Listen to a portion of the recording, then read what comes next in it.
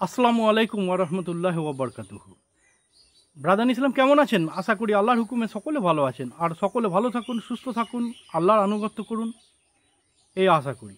তো এর আগে আমি 13/6/2025 বয়াতের বিষয়ে পার্ট 6 বানিয়েছিলাম, ইনশাল্লাহ তারপর থেকে মানব আজকে। তার আগে আল্লাহর নাম ও সাহায্য নিনি। আউযু বিল্লাহি মিনাশ শাইতানির রাজিম, বিসমিল্লাহির রহমানির রহিম।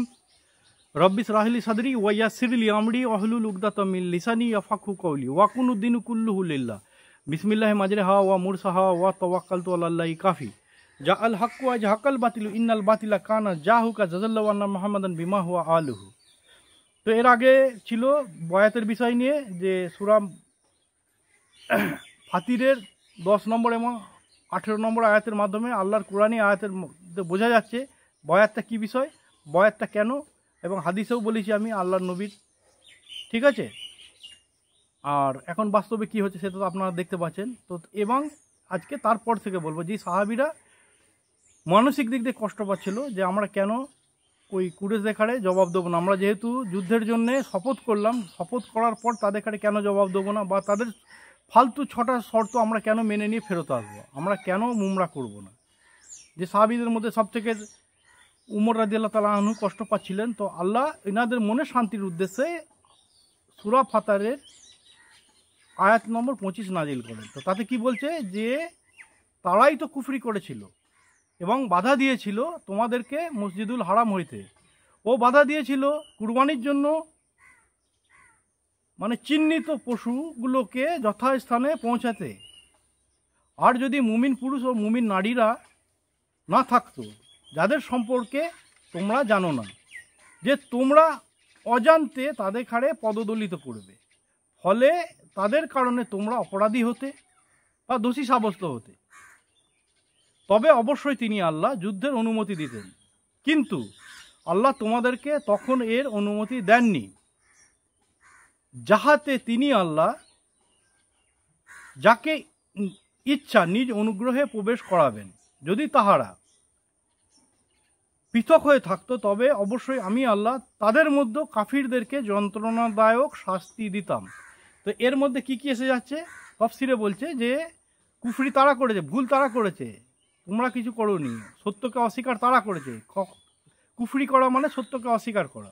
এরা জানতো যে এরা মানে মক্কার কুরেশরা, যে এরা যুদ্ধ করতে আসেনি, এরা উমরা করতে এসছে, এদের কাছে যন্ত্র নেই, এদের পশু রয়েছে বা এই নিষিদ্ধ মাস, সব কিছু জানার পরেও তারা সত্যকে অস্বীকার করেছে, তোমাদের ঘরে বাধা দিয়েছে, তোমাদের ঘরে মসজিদুল হারামে যেতে দিইনি, মানে উমরা করতে দিইনি, এবং কুরবানির পশুগুলোকে যথাস্থানে, যেখানে কুরবানির জন্য জায়গা নির্দিষ্ট মানে করা আছে, নির্দিষ্ট করা আছে, সেখানে যেতে দিইনি, তোমাদের ঘরে ওই হুদাইবিয়াতেই করতে হয়েছে কুরবানি, ইত্যাদি ইত্যাদি।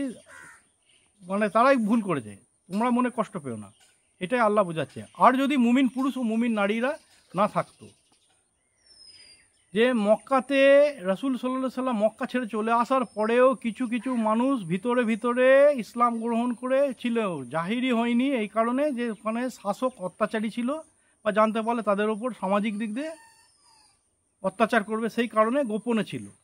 এটা তো আল্লাহ জানেন, আল্লাহ আলেমুল গায়েব। কিন্তু রাসূল সাল্লাল্লাহু আলাইহি সাল্লাম বা ওনার কাফেলা জানতো না যে এখানে ভেতরে মুসলমান আছে।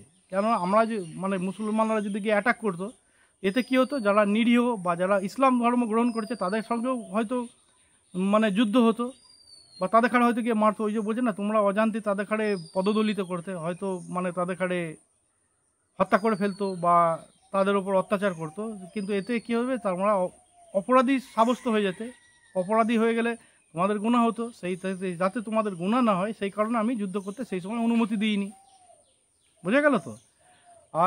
আর তারপর কি বলছে, যাহাতে তিনি আল্লাহ নিজ অনুগ্রহে কাউকে প্রবেশ করাতে পারে। এতে মানে কি, ইসলামে প্রবেশ করবে আরও বেশি লোক, এটা হতে পারে। কিংবা যখন সাহাবীরা যাচ্ছিল তখন 1400 ছিল, যখন এই 2.5 মাস বাদে ওরা এই সন্ধি চুক্তি ভঙ্গ করে ফেলবে মক্কার কুরেশরা, তো তার ফলে 2.5 মাস বাদে মক্কা বিজয়ের জন্য যাবে রাসূল সাল্লাল্লাহু আলাইহি সাল্লাম, তখন থাকবে 10,000।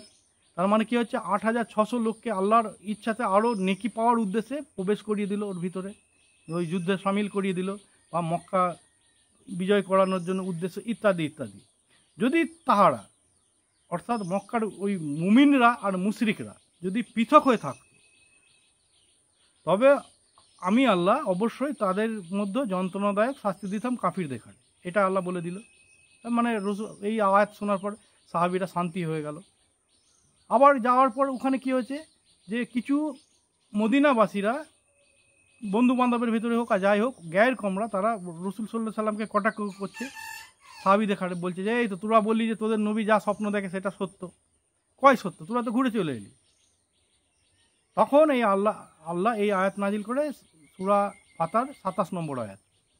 তাতে কি বলছে, নিশ্চয় আল্লাহ তিনার রসুলকে স্বপ্নটি যথাযথভাবে বাস্তবায়িত করে দেখিয়েছেন।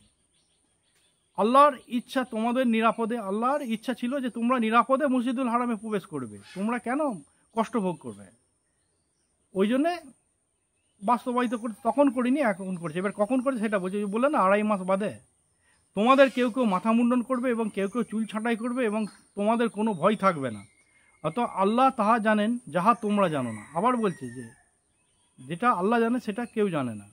এছাড়াও তিনি আল্লাহ তোমাদেরকে দিয়েছেন এক সদ্য বিজয়। এর অর্থ যে রসুল সাল্লাল্লাহু সাল্লাম গায়েব জানে না, এখানেও জানিয়ে দিয়েছে। আর কেন, তিনি জানতেন না যে কোন সময় হজ করার ছিল, তিনি স্বপ্ন দেখেছে চলে গেছে।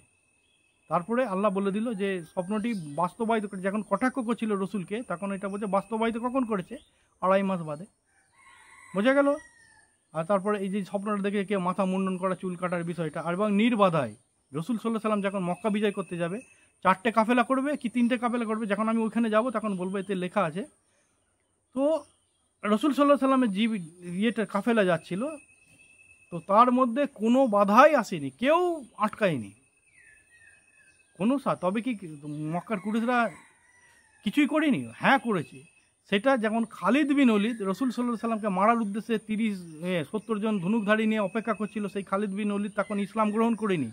এই 2.5 মাসের ভিতরে তিনি ইসলাম গ্রহণ করে ফেলবেন এবং তিনি আল্লাহর হুকুমে আল্লাহর নবীকে মানে দিয়ে ওনাকে একটা কমান্ডিং করতে দেবেন, একটা টিম নিয়ে যাবে যেটা খালিদ বিন ওলীদের নেতৃত্বে ওই কুরেশদের সঠিক ঘাঁটিতে গিয়ে, উনি জানতেন যেহেতু কোথায় কি হয় না হয়, তো ওই সেই ঘাঁটিতে গিয়ে পুরো এক কুরেশদের সঙ্গে লড়াই করবে এবং কুরেশ আকারে মানে কচু কাটা করে দেবে কয়েক জনকে। বোঝা গেল। তো ওই খালিদ বিন ওলীদের হাতেই আল্লাহ তাদের ঘাড়ে মানে সাজা দিয়েছে। আর রসুল সাল্লাল্লাহু সাল্লামের সামনে কেউ আসেনি বা বাকি টিমেদের সঙ্গে। আর রসুল সাল্লাল্লাহু সাল্লামের সঙ্গে মদিনার বাসিন্দা আনসার টিম ছিল, আনসার সাহাবীরা ছিল, ইত্যাদি ইত্যাদি হয়ে গেল। এর মানে এইবার হচ্ছে মস্তুরাতি বয়াতের বিষয়। মস্তুরাতি মানে মহিলাদের বয়াত কীরকম। সহিহ মুসলিম শরীফের হাদিস 4701, পেজ নম্বর হচ্ছে 741। যদি কারো সন্দেহ হয় সে দেখে নিতে পারে। এতে কি বলছে, আম্মা আয়েশা রাদিয়াল্লাহু আনহা থেকে বর্ণিত, যখন আল্লাহর হুকুম এলো যে হে নবী, কোনো মহিলা যদি হিজরত করে মদিনায় আসে তাহলে তাদের কাঁধে খাড়ে মুশরিকদের কাছে ফেরত পাঠানোটা শোভনীয় নয়, ঠিক নয়, উচিত নয়। কেন, তারা সাজা সে মানে যেখানে গিয়ে সে ইসলাম থেকে ভটকে যাবে সেই জায়গাতে তুমি তাকে দ্বিতীয়বার ফেরত পাঠিও না, ঠিক আছে। তখন আল্লাহর কালাম দ্বারা তাকে পরীক্ষা করে নিও। এবার কি হচ্ছে, এবং সূরা মুমতাহিনার 12 নম্বর আয়াত দ্বারাই তাকে বয়াত করে নিও। পরীক্ষা করতে বলেছে প্রথমে, তারপরে বয়াত। এবার পরীক্ষার বিষয় তারপরে বলছে যে আম্মা আয়েশা রাদিয়াল্লাহু তাআলা আনহু দ্বিতীয়বার বলছেন যে মুমিন নারীগণ এসবে অঙ্গীকারে আবদ্ধ হতো, এটাই বয়াতের গণ্যযোগ্য, ঠিক আছে। দুটো বিষয় নিয়ে। আর রসুল সাল্লাল্লাহু সাল্লাম এর কাছে যে মহিলারা আসতো তারা মৌখিকভাবে বয়াত হতো বা ওয়াদা করতো বা দীক্ষা নিত, তারপর বলতেন তোমরা চলে যাও, তোমাদের বয়াত গ্রহণ করে ফেলি, মানে গ্রহণ করে নিয়েছি, তোমরা এবার চলে যাও।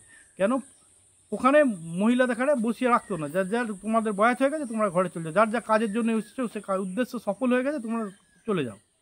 আর আল্লাহর কসম, কে বলছে, আম্মা আয়েশা রাদিয়াল্লাহু আনহা বলছেন যে আল্লাহর কসম রসুল সাল্লাল্লাহু আলাইহি ওয়াসাল্লাম নিজ হাত দ্বারায় কোনো বেগানা মহিলাকে স্পর্শ করিনি, পরনারীকে কোনোদিন স্পর্শ করিনি। কেন, হাতে হাত রেখে বয়াত করতো পুরুষদের ঘাড়ে, মহিলাদের ঘাড়ে নয়, মহিলাদের ঘাড়ে মৌখিকভাবে। এবং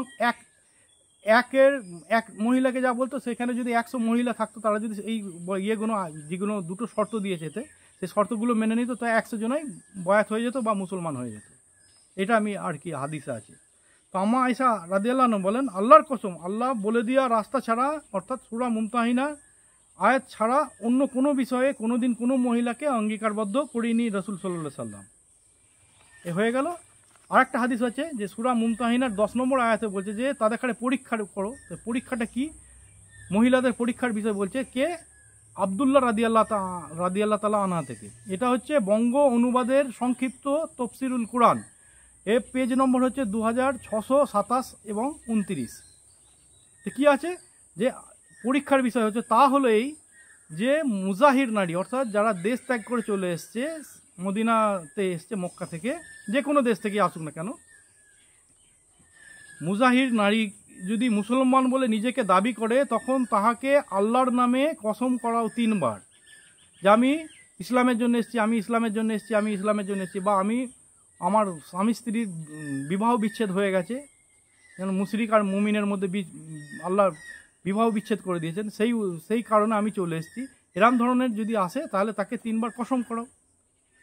কসম করানোর পরে 4র্থবারের কসম হবে এটা যে আমি যদি মিথ্যা বলে থাকি তাহলে আল্লাহর গজব আমার উপর নাজিল হবে বা আল্লাহর সাজা হবে, যেটা বলবে সেরাম।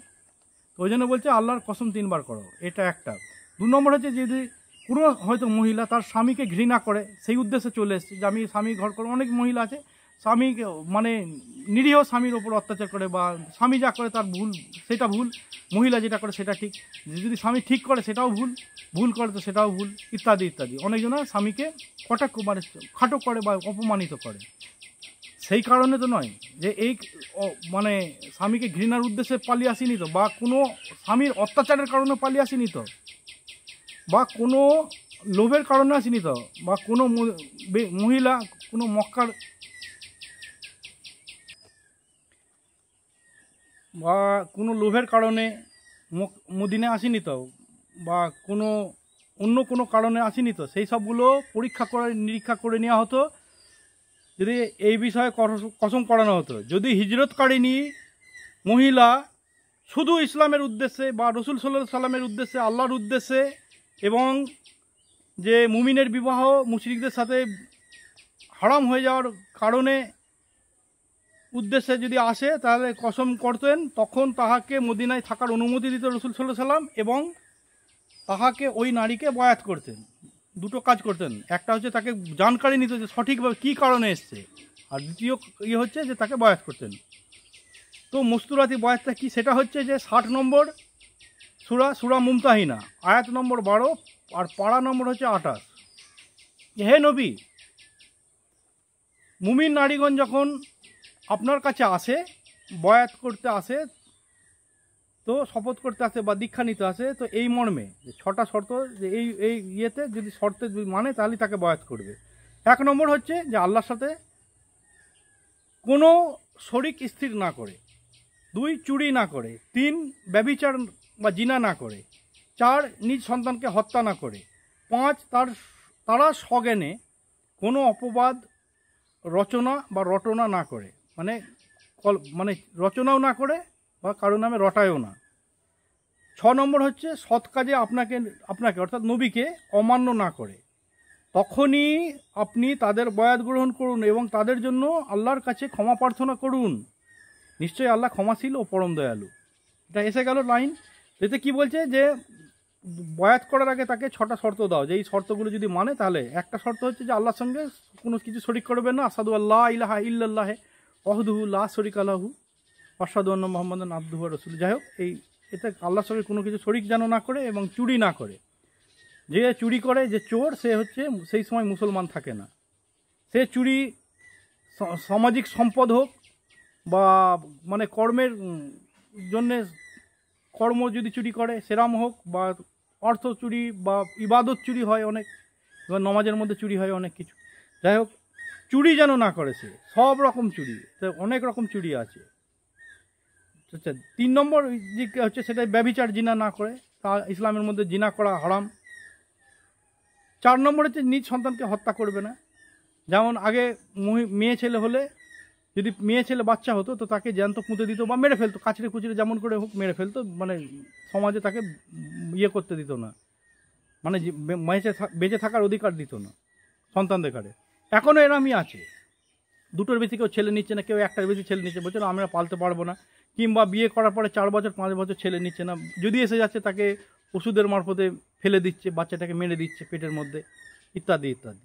তো সে জেনে রেখে দিক যে আল্লাহর তরফ থেকে কোনো নিষিদ্ধ আছে। যদি তুমি মুসলমান হতে চাও তাহলে এই কাজটা তোমাকে বন্ধ করতে হবে, নিজ সন্তানকে হত্যা করা যাবে না। এবং 5 নম্বর যেটা হচ্ছে, তারা সজ্ঞানে যেন কোনো অপবাদ না চালাবে। এরম হয়েছে যে অনেক মহিলা পরকীয়া করে প্রেগনেন্ট হয়ে যায়, পরপুরুষের সঙ্গে শারীরিক ইয়ে করে প্রেগনেন্ট হয়ে গেল, দিয়ে স্বামীর ঘাড়ে চাপিয়ে দিল, বলে এটা আমার স্বামীর। এরম আছে অনেক।